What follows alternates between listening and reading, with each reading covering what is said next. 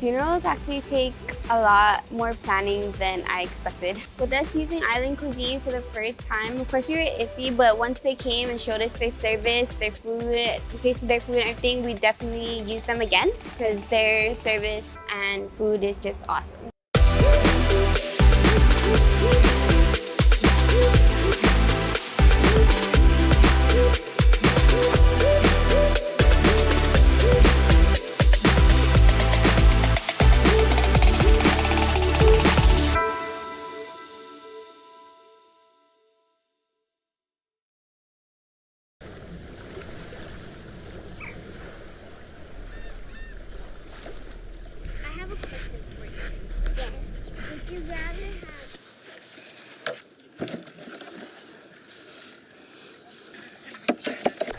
Babe, I forgot the ice. I'll be right back.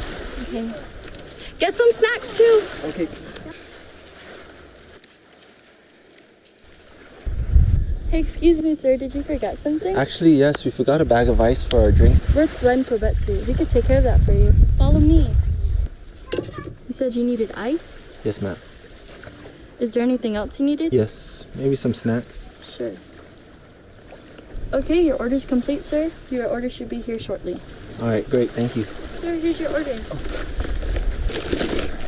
right. Thanks. Suzuo smasi. One per betsu.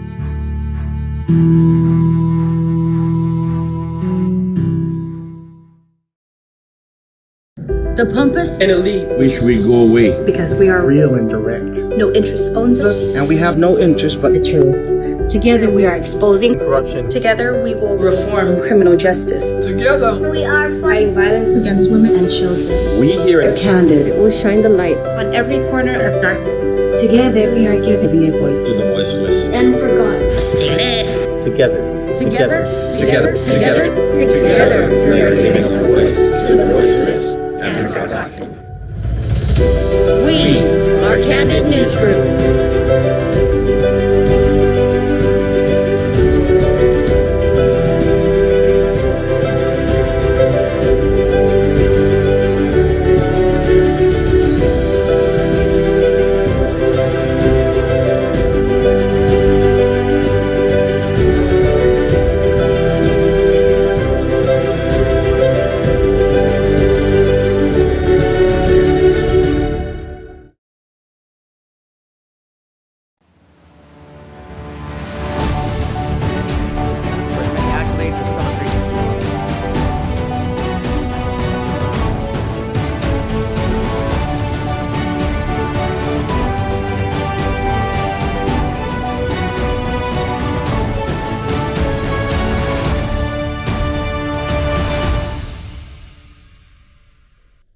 How's everybody doing?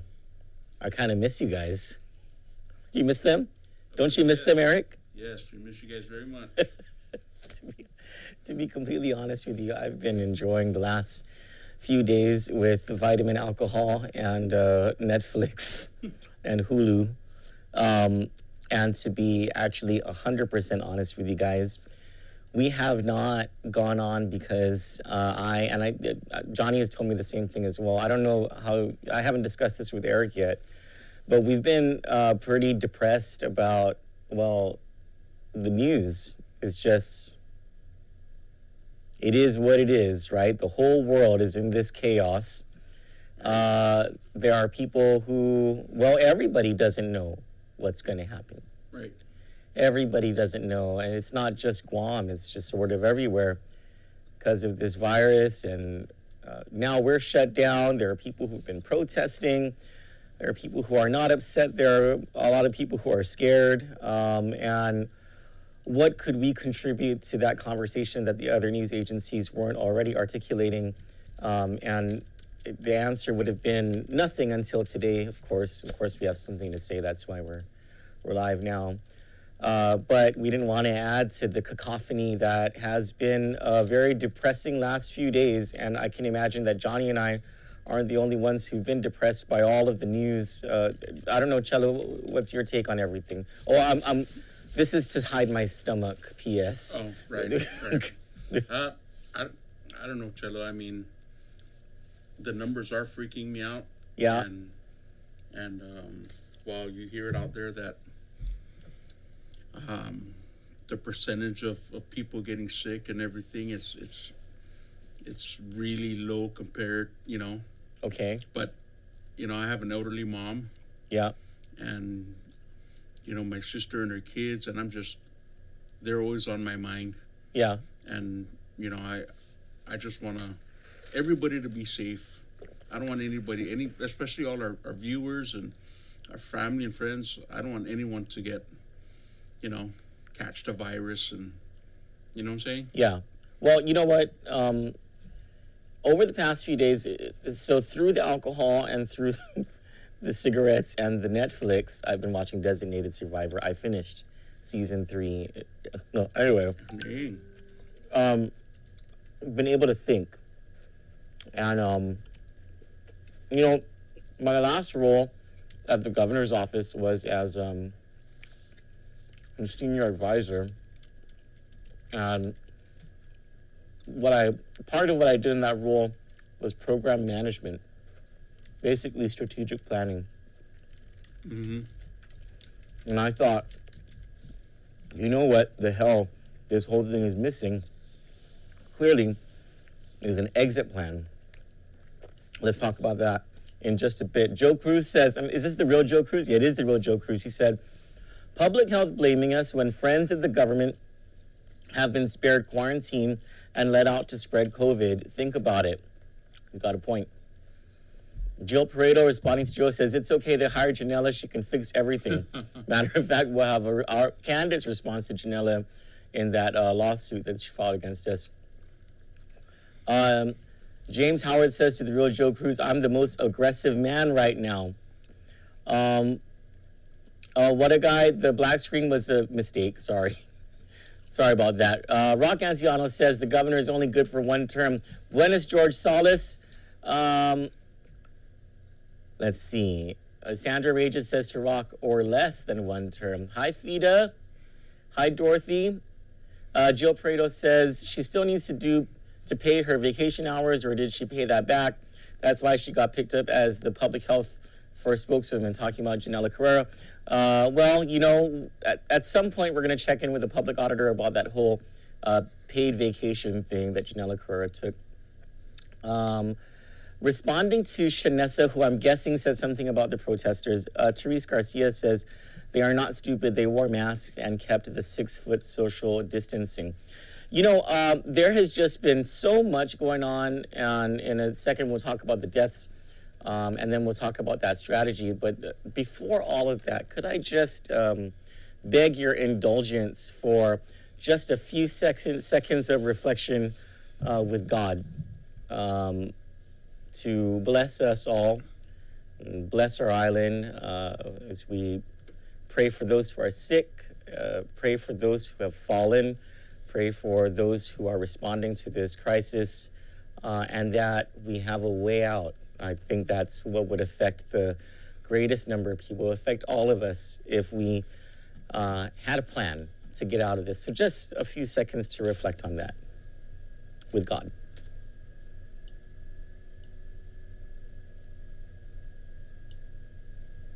All right, that being said, the Joint Information Center this morning reported the 8th and 9th COVID deaths at 12:18, I'm sorry, it was this afternoon, at 12:18 this afternoon, a 61-year-old male with comorbidities, which were further complicated by the virus, passed away. He was transferred to GMH from GRMC on August 14 after testing positive for COVID-19. And then, actually just a few minutes later, at 12:23 p.m., just 5 minutes later, the second patient, a 62-year-old female, passed away. She was admitted to GMH on July 10. She was dealing with this virus for a long time and had multiple comorbidities. The second patient was a longtime GMH nurse who worked at the ICU and emergency department. That means if any of us have been to the ER, and I have, Yep. we very likely have met this person who passed away. I don't know who it is, but our thoughts and prayers with both the 61-year-old male and the 62-year-old female. But this nurse is probably someone thousands of us have seen and have met because she's a long-time employee at the emergency department. Now, our condolences to them. Now, this whole COVID thing has been going on, I guess, since the governor declared us in PCOR 1.0. Is that what we'll call it? Yep. It's a special PCOR 1. It's like PCOR 1.0. I want to. It should be called PCOR 69. Well, you can't even do that at the beach. So, all right, let's break this down. Let's break this down, okay? Where do you even start with this? So, the governor has placed restrictions on everyone's movements on this island and the ability for people in business to do business. Right. And she is within her right because Chapter 19 of Title 10 gives her this power. Now, whether this power is organic or constitutional, that's something. If someone wants to take that to court to have an injunction against Chapter 19, or if some senator wants to do something to limit the governor's powers under Chapter 19, that's one thing. But the governor apparently has this authority to do the things that she's been doing. And I don't think that I don't think that the governor is doing this to get rich, you know. I think the governor is making decisions based on whatever issues that she has, whether they be logical or emotional. But it's led us to a point where her stated objective is to stop the spread of the virus, right? Right. And then in order to do that, she's taken liberties with her decisions like closing beaches and threatening everyone that if you are out of line, you're going to be fined $1,000 and all this stuff. It has led to significant turmoil within certain communities. There are hundreds of people who are wanting and have protested. And then there was pushback against these protests. The governor even pushed back herself about these protests. I just have to say that I get the anger. I understand why those people wanted to protest, and there is a lot of value to what they're saying, and I don't think we should deny people their right to protest if they're doing it responsibly and all that. Now, that being said, I don't know that the governor is wrong for doing what she's doing now. All I know is that the government is wrong for the reasons or for putting us in this situation where the governor doesn't have a choice but to lock us down. And this is what I mean.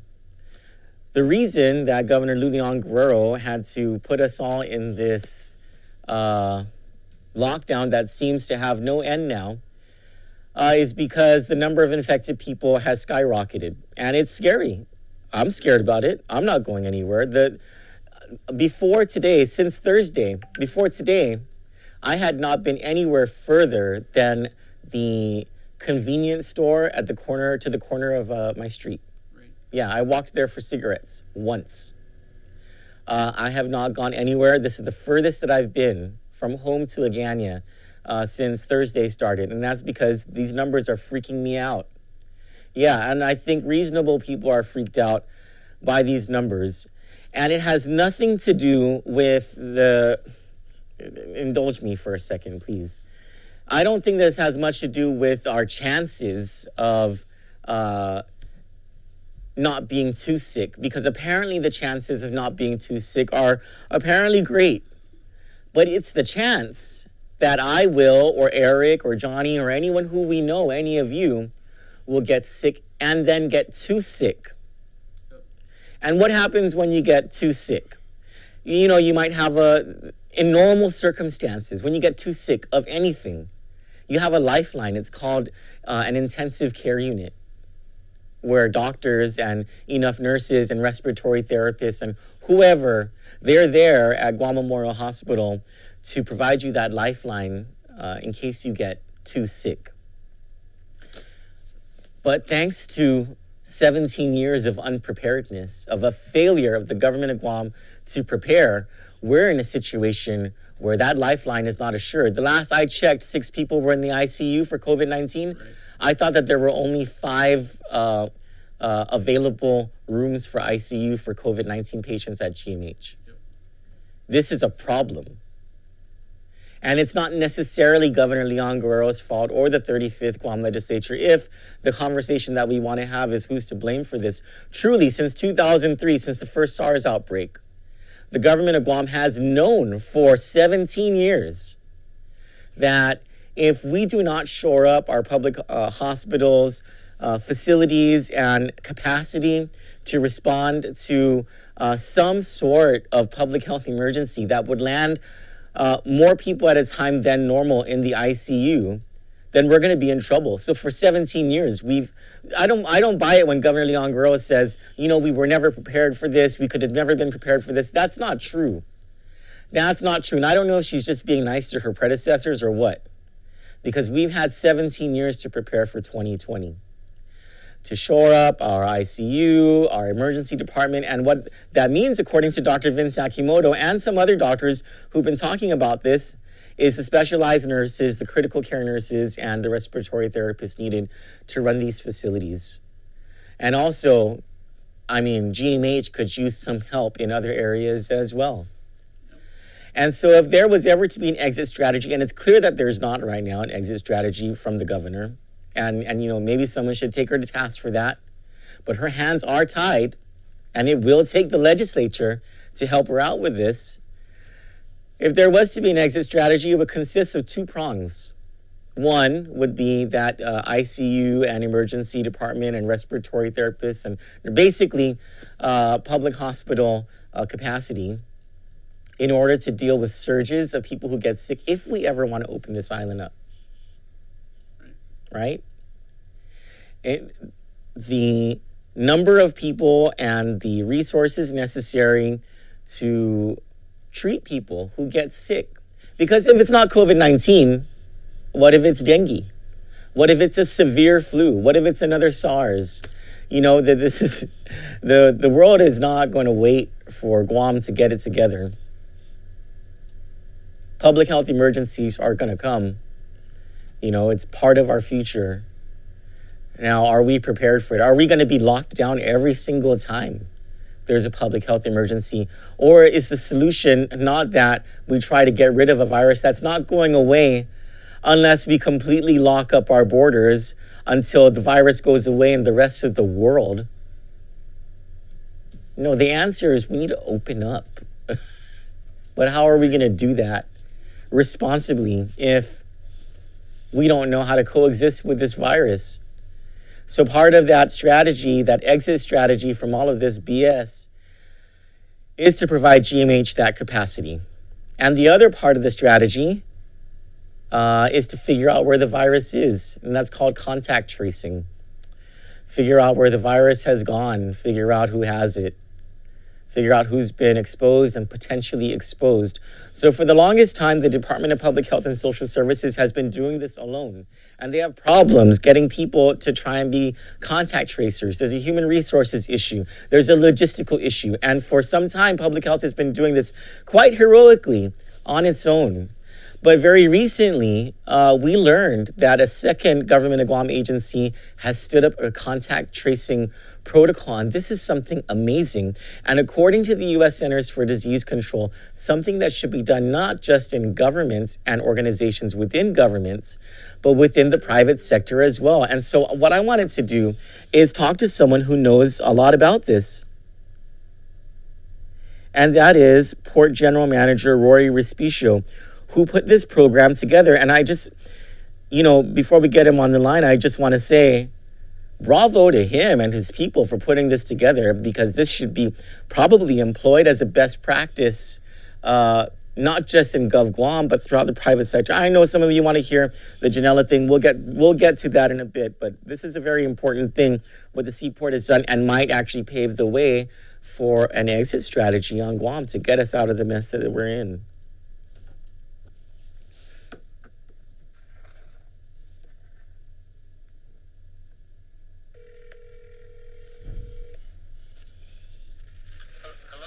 Hi, Rory. This is Troy on Kandit Land.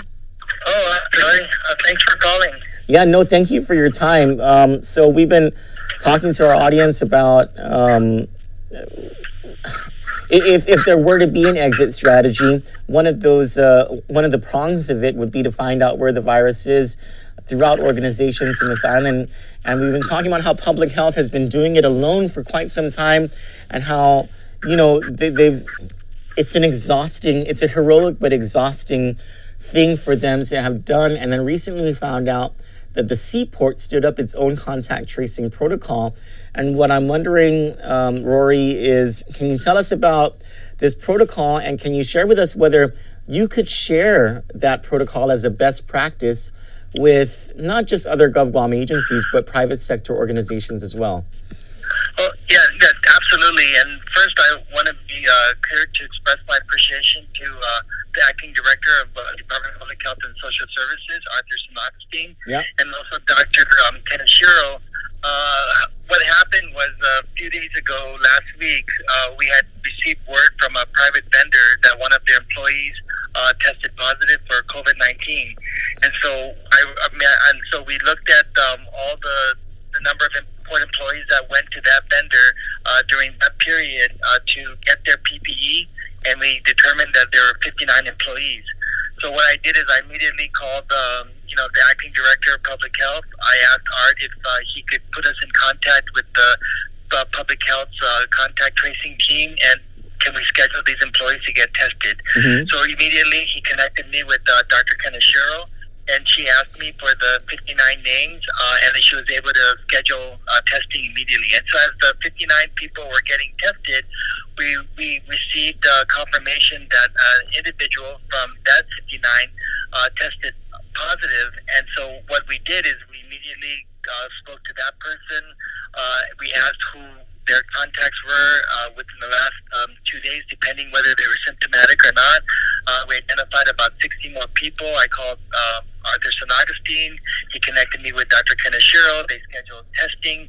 And then so in that conversation, they were very appreciative that the port had the initiative to try to source all these potential exposures. And so we asked them if it's possible for public health to train some of us at the port, and they were very receptive. Dr. Kaneshiro over the weekend gave us a website. It's a CDC website on the guidelines for contact tracing. Yeah. You go through this exercise online, and at the end of the test, you actually get a certificate. And so I want to be clear that we're doing everything in coordination with the Department of Public Health and Social Services. And also, we understand that public health has been very supportive of the port because of the Governor, Leon Guerrero, and Lieutenant Governor Tenorio's efforts to stand up the port clinic. And so public health is, we have public health nurses that are there. We have about almost 23,000 port visits since we opened up. So I guess it's not so much our protocol, Troy, it's public health protocol, and it's not our contact tracing team, but it's really an extension of public health, because we recognize that we got to do everything we can. Like you said, the best way to flatten the curve is what the governor has been trying to do, is you identify the potential exposures, you get them tested, and if they test positive, then they go into home isolation. If they test negative, they still monitor the symptoms for the next 14 days. And so we know all of these things because we've been following the CDC guidelines since February and since March when the governor made the declaration for PCOR 1, and she gave all the directives. Well, Rory, let's talk about that. So essentially, you guys took initiative to lead in this way. And so, is there any indication that the initiative that you took to follow this public health protocol, CDC protocol, are other agencies asking you, what can we do to do something like you're doing, or other businesses or anything like that? I know that the government as a whole is trying to pull its resources together to maintain government operations during this pandemic, but also to share best practices. Yes. Certainly, whatever we're doing at the port, I'm always in constant communication with the board chairman, with the governor, with the lieutenant governor, and also public health.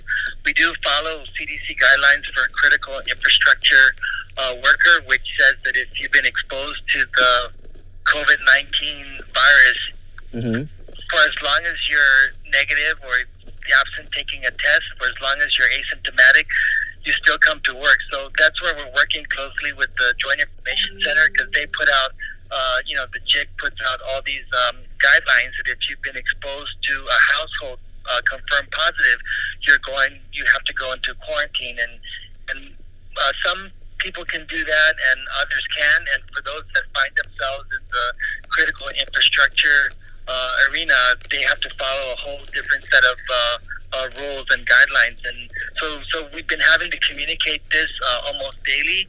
As you could see, we do port advisories. We do lately they had me doing video messages, and I'm hearing the employees appreciate that because it's under 1 minute and they could just play it without having to read it. But I want to take the opportunity to also recognize the port employees for keeping themselves informed, for working under these kinds of extraordinary, stressful conditions. They understand the mission that they have and the value that they bring to the community. So we want to do our part from the port.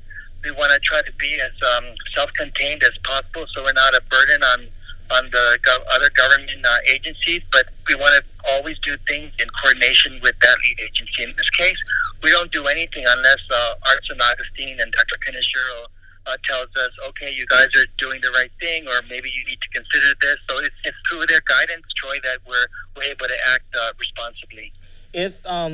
If the Chamber of Commerce were to come to you, Rory, or any of the big companies on this island and say, hey, you know what you guys did over there at the port, do you think you could train us in how to do this so that it helps us all to reopen this island faster? Would you guys have the time or the ability to, I guess, train the trainer? So my goal as general manager is to not disrupt the supply chain, but to also protect the health and safety of the employees. Now, there's other reasons why we're in this lockdown period, and there's other reasons why the governor has brought us into PCOR 1. I don't know if the things I'm doing at the port to keep the supply chain open will translate to let's all of a sudden open the borders, bring tourists in, and things like that. But I do want to say that we work closely with the Port Users Group and also the regional ports back in February when I issued a memorandum on how to handle vessel operations, telling our port employees to have zero contact with the vessel crew, do not share their shared common areas, do not use their lavatories, have the agent deal directly with them. So we're sharing that regionally through the industry. And whatever best practices we have, certainly we're not quiet about it because we want everybody to be in a position of flattening the curve. And the best way to do that is to follow these guidelines that the governor has been putting out.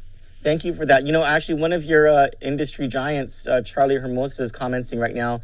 He says, we need to make sure we share all these Guam port protocols with Saipan. Roy, you're a very humble man because I think what you've been able to accomplish or what you've been able to put together over there at the port is an extraordinary best practice that should be looked at throughout not just the government but the island of Guam if there's going to be an exit strategy out of this thing. So we very much appreciate what you and your employees are doing. Yeah, I appreciate the call. And to Charlie's point, Troy, he's talking about what they're trying to do in Saipan is before they're going to discharge a vessel, they want all the vessel crew members to take a swab test, and unless they're all negative, they're not going to offload that cargo. So we this came up in a Zoom conference meeting I was at for the Association of Port Administrators, and Saipan chimed in and they talked about their unique challenge, and so I responded that we'll be very happy to set up a video conference and share our practices with our industry here to make sure that there's uniformity. But I don't know about being humble other than just following these guidelines. We also tell our employees go from work to home to work, and we value them, and we tell them if not for them, we wouldn't be able to keep the shelves on the stores stocked with food and produce, and there's no... Please keep the shelves on the stores stocked with food and alcohol. So if there's any shortages at that store, that's between that store and the supplier. We have no issues with the supply chain being interrupted. Okay. And as a matter of fact, we just discharged the Matson vessel the other day, and we did that in about 18 hours, which once took 36 hours. Same vessel, same number of containers.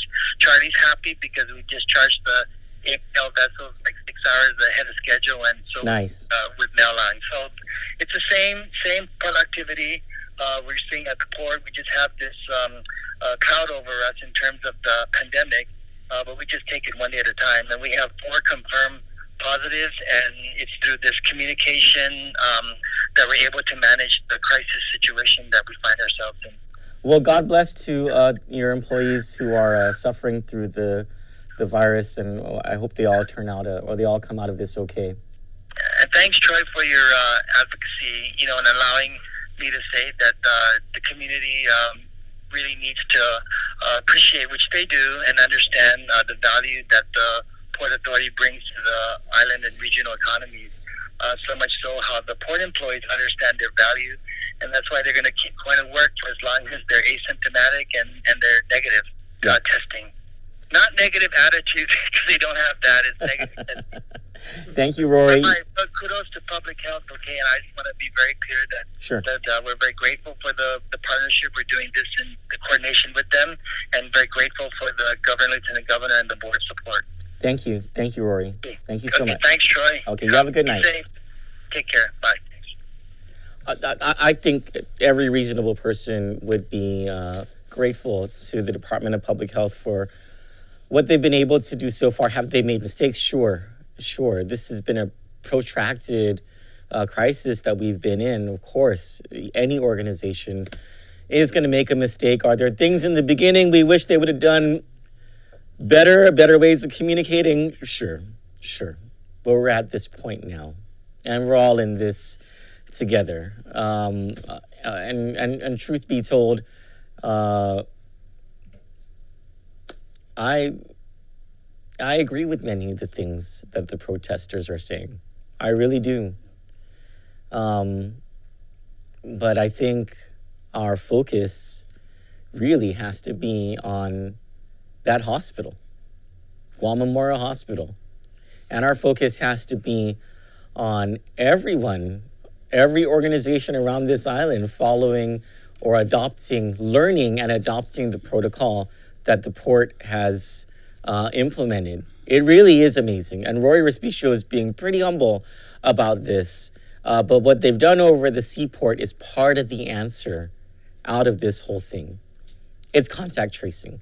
And I don't know if he said we get certified in it or something like that. Is that what he said? You take an online course and it's really as simple as that? Or not simple, but it's not like you have to go into a room full of people or at a hotel ballroom and all learn whatever. You can just do this online. But hopefully this is something that, and he said that Governor Lulian Guerrero is actually the person who is coordinating this. So hopefully, that means that the governor has at least adopted this one part of what should be an exit strategy. The other part of it requires the legislature to come in and to fund what's necessary to be done at Guam Memorial Hospital. It also requires private sector, the pooling of medical resources throughout the private sector, and even in the National Guard. And our governor, under Chapter 19 of Title 10, actually has that authority. That's probably where she should be using that authority, is to get GMH the stuff it needs. All right, we can now talk about Janela Carrera. Hang on. Oh, Brandy's like, that chicken on your table. This chicken is pretty freaking good. It's a 76 chicken. I don't know who makes it, but it's really good. Hold on. Chris Akiki says, thank you, Rory. And thank you, Troy. Stay safe. Phil Morales says, no one is going to get an A grade. All the governor can do is her best. Well, I think what the governor needs to do is get a strategic planner, an urban planner like Pico Farron, to design and implement an exit strategy. I mean, this is just, we can't stay closed forever. I understand why we need to be closed now. I get it, because even I'm scared. But this can't go on forever.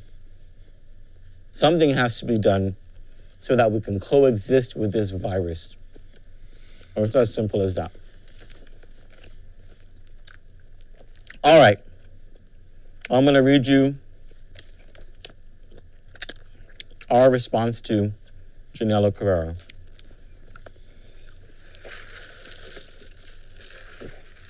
The plaintiff's opposition to defendant's Rule 12b-6 attempts to distract this court with extensive discussion. Plaintiff is Janela, defendant is Kandit, by the way. With extensive discussion concerning the notice pleading standard and the general methods of asserting affirmative defenses. This procedural smokescreen on the part of the plaintiff, though understandable given the Section 230 immunity, is ultimately unavailing. As defendant's motion, that's us, stated, dismissal is possible even under the notice pleading standard when, quote, it appears beyond doubt that the plaintiff can prove no set of facts in support of his claim which would entitle him to relief. First Hawaiian Bank versus Manley. The court's responsibility when faced with such a motion as plaintiffs concede, quote, is to determine the legal feasibility of the claim, not to weigh the evidence which the plaintiff offers or intends to offer. Pacific Inc. versus Tabata. Moreover, even under this forgiving standard of notice pleading, futile amendments need not be granted.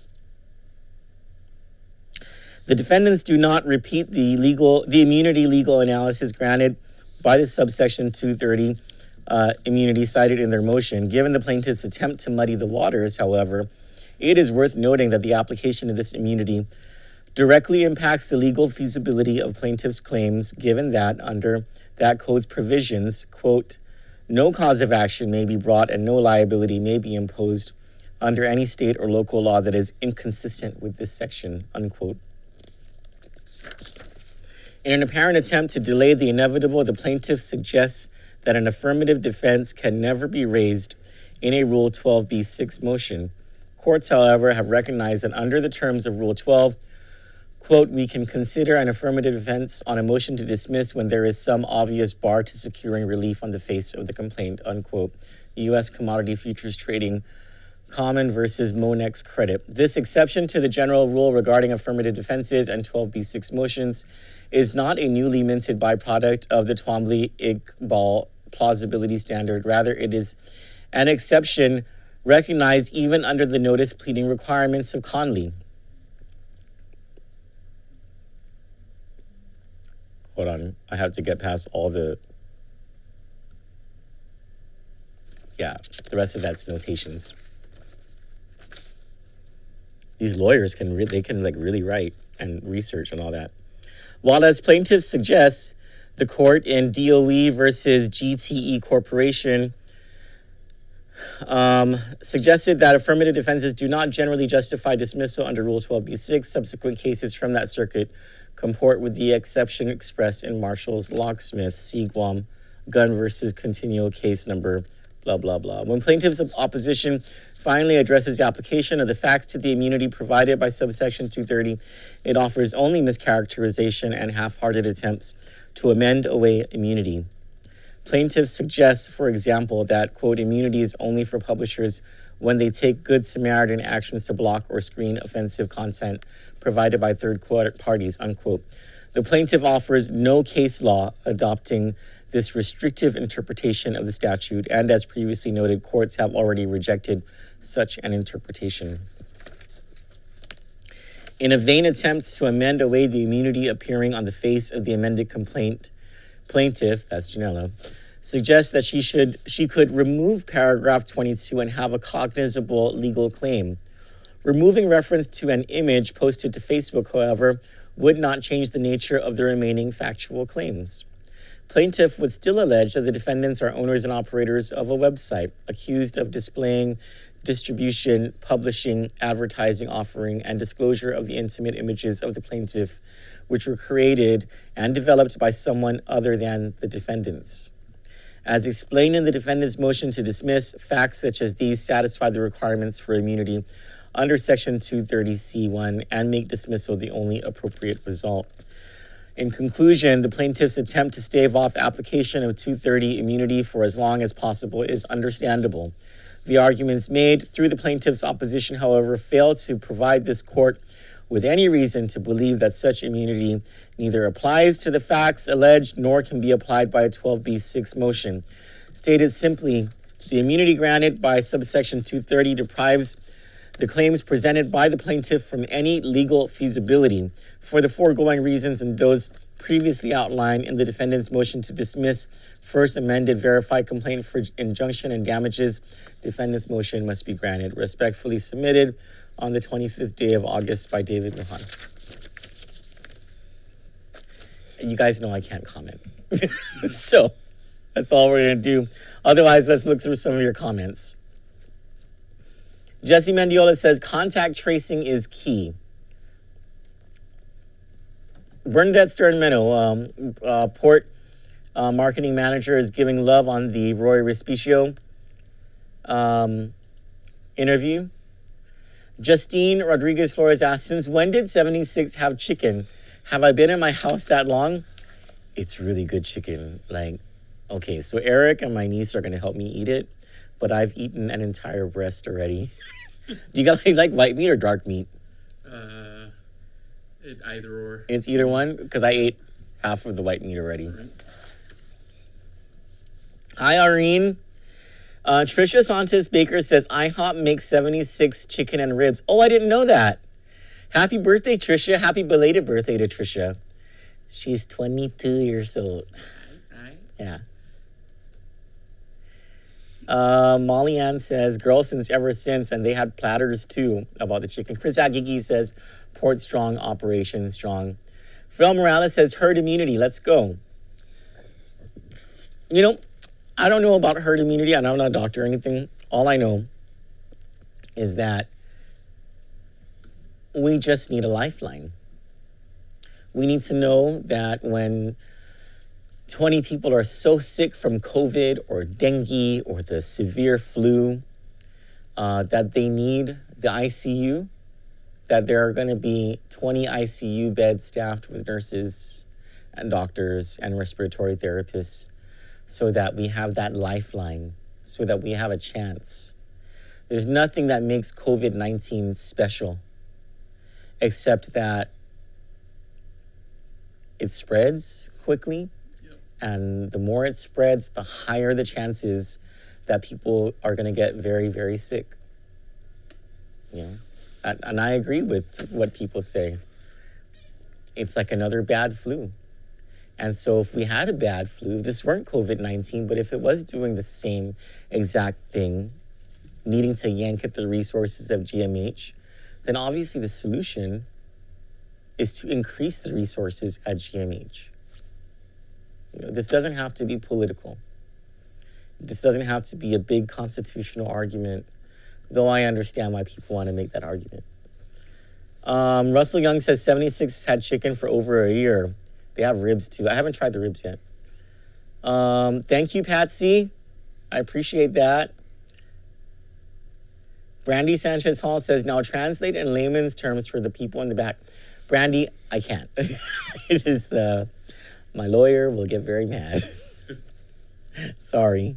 Sorry, my most favoriteest and beautifulest cousin in the whole wide world, Mona Silva. I can't comment on it. I just have to read it, and that's it. But you guys can on 93.3 FM, The Point. You guys can break it apart all you want.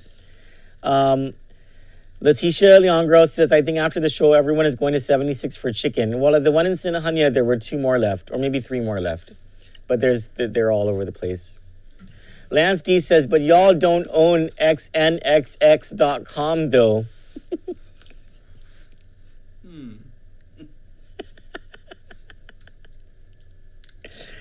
Oh, look at your comments. Oh, yeah, you guys are commenting about the chicken. All right.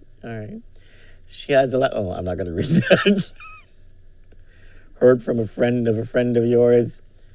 Laura, I just read Kandit's reply to Janela Carrera. That's all I have. I'm going back home to find a new show on Netflix to watch that's not designated Survivor because I already watched that. But for Kandit, I'm Troy, and at our producer's desk is Eric Rosario. Good night. Good night.